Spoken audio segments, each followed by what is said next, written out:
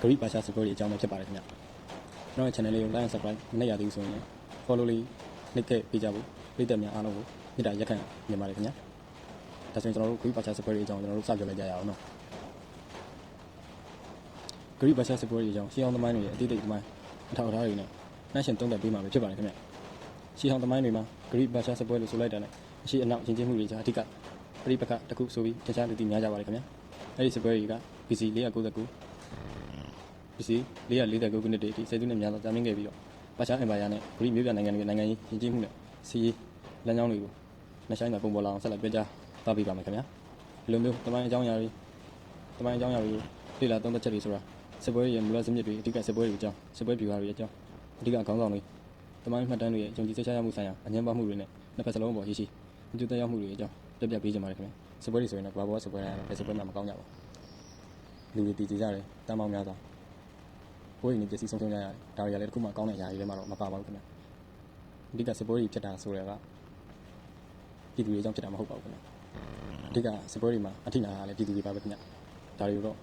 အခြေခံချက်လက်တွေတော့ပြည်သက်ကြီးအနေနဲ့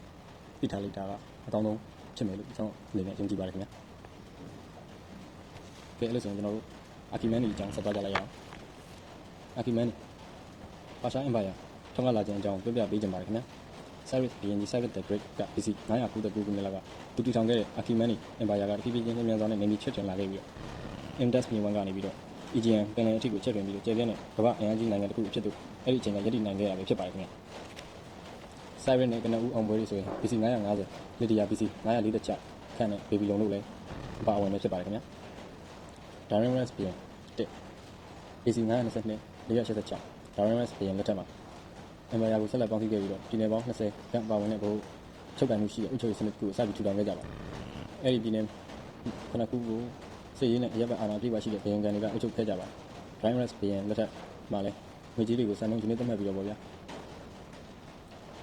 စပြီးတော့မိတ်ဆက်ပြီးတော့ငွေကြေးတွေကိုစပြီးတော့လက်ပတ်ခဲ့ပါတယ်။တော်ဝင်လမ်းတွေနဲ့စာဖို့စနစ်တွေကဲ့သို့သောအခြေခံအဆောက်အအုံတွေကိုလည်းတိုးတက်ကောင်းမွန်လာအောင်လည်းလှုပ်ဆောင်ခဲ့ပါတယ်။ဒီလိုနဲ့အင်ပါယာကိုတည်တံ့ခိုင်မာလာခဲ့ပါတယ်ခင်ဗျာ။ပါရှာအကျုံးမှုရဲ့အဓိကအချက်ဟာတိတ်မခံရတဲ့လူမျိုးစုတွေပေါ့ဆွေမျိုးသားချင်းစိတ်ထားရှိတဲ့မူဝါဒပဲဖြစ်ပါတယ်ခင်ဗျာပါရှားတို့ဟာ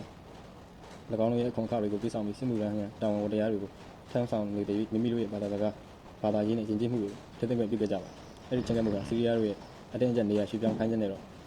အခြေအနေဟာကွဲပြားလွန်လှပါတယ်ခင်ဗျာCyrusနဲ့ Darius တို့ရဲ့လောက်မှာရှိတဲ့နေမြေချဲ့တယ်မှုတွေကလည်းနေမြေသိမ်းပိုက်မှုတတ်တတ်မဟုတ်ပဲရေရှည်တည်တဲ့အင်ပါယာတစ်ခုကိုထူထောင်ရန်အတွက်ရည်ရွယ်တဲ့မဟာဗျူဟာမြောက်ပေါင်းစည်းရေးလုပ်ငန်းစဉ်ကိုပြသနေတာပဲဖြစ်ပါတယ်ခင်ဗျာ။ Darius ရဲ့အုပ်ချုပ်ရေးပြည်ပြင်ပြောင်းလဲမှုများကစီးရေးလုံးမှုထက်စနစ်တကျအုပ်ချုပ်မှု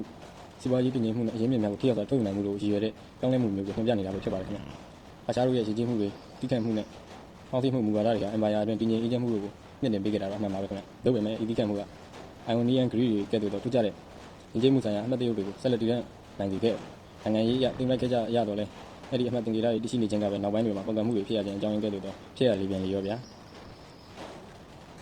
။ဆွေမျိုးသားချင်းစိတ်ဓာတ်ရှိသောမူဝါဒဝင်လည်းရင်ကိုယ်ပိုင်အုပ်ချုပ်ခွင့်လိုလားမှုကိုအပြည့်အဝဖိနှိပ်နိုင်ခြင်းမရှိအောင်ပြသနေတာပဲဖြစ်ပါတယ်။အထူးသဖြင့်ပြင်းထန်တဲ့မျိုးပြဒလိထုံးစံတွေနဲ့လွတ်လပ်မှုကိုတန်ဖိုးထားတဲ့လူမျိုးတွေအကြားတူကဲ့သို့ဖြစ်ခဲ့ကြခြင်းပဲဖြစ်ပါတယ်။ကွဲပြားတဲ့ဂရိနိုင်ငံတွေရဲ့နိုင်ငံရေးအခြေအနေယဉ်ကျေးမှုစတဲ့အကြောင်းအရာလေးတွေပြပေးကြပါမယ်ခင်ဗျာ။ပါရှားအင်ပါယာရဲ့နောက်ဘက်မှာတောင်ထူတတ်တဲ့ဂရိကျွန်းဆွယ်တွေ BC 900ခုနှစ်မှာလွတ်လပ်သောမျိုးပြနိုင်ငံ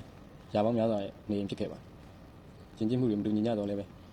ဒီမျိုးပြနိုင်ငံတွေကနေနိုင်ငံရေးအရဆိုအတော်လေးကွဲပြားတယ်။စပါတာကြီးစီရေးအရတင်းကျပ်သောစီကံတွေဘယ်နှစ်ပါးမှုမှတ်ကောင်စီတို့၏